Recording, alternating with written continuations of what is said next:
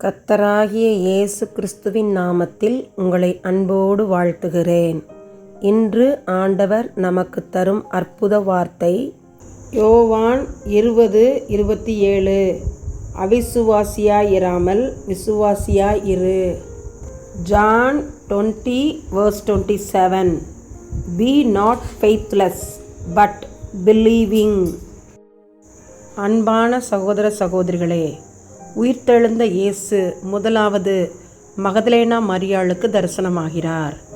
இரண்டாவது தம்முடைய சீஷர்களுக்கு தம்மை வெளிப்படுத்துகிறார். பூட்டிய வீட்டிற்குள் இயேசு நுழைந்து உங்களுக்கு சமாதானம் என்கிறார். பரிசுத்த ஆவியை பெற்றுக்கொள்ளுங்கள் என்று சொல்கிறார். பிறருடைய பாவங்களை மன்னியுங்கள் என்று சொல்கிறார். அப்பொழுது இயேசுவின் சீஷனாகிய தோமா அருகில் இல்லை.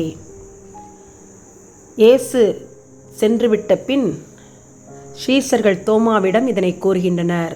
ஆனால் தோமாவோ சந்தேகத்தோடு, இயேசுவின் கைகளில் ஆணிகளினால் உண்டான காயத்தை நான் கண்டு அந்த காயத்திலே என் விரலை இட்டு என் கையை அவருடைய விலாவிலே போட்டால் ஒழிய விசுவாசிக்க மாட்டேன் என்று சொல்கிறான். இயேசு 8 நாளைக்கு பின்பு மீண்டுமாய் தம்மை தம்முடைய சீஷர்களுக்கு வெளிப்படுத்துகிறார்.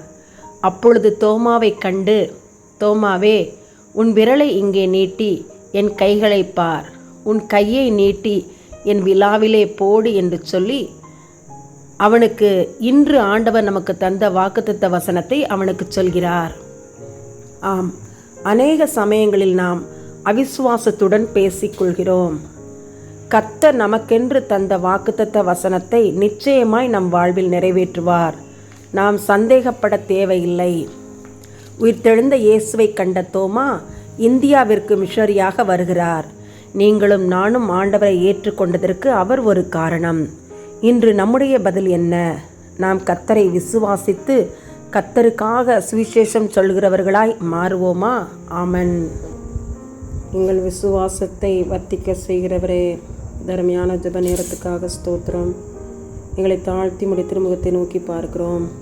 ஆண்டவரே, மக்கள் செய்கிற தொழில் வியாபாரம் ஆசீர்வதிக்கப்பட நம்முடைய சமூகத்திலே வருகிறோம்.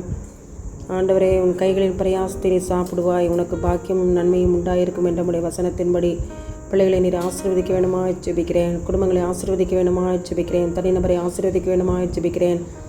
ஆண்டவரே, மக்கள் வாழ்ந்து செழிக்கட்டும். உடைய நாமத்துக்கு மகிமையாக இருக்கிற இடத்துல உண்மையோடு உத்தமத்தோடு சாட்சியோடு ஒவ்வொருவரும் திகழக்கூடிய கிருபைகளை கூட்டித்தாரும்.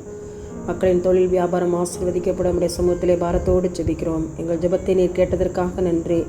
இயேசுவின் மூலமாய் ஜெபிக்கிறோம் நல்ல பிதாவே. ஆமன், ஆமன்.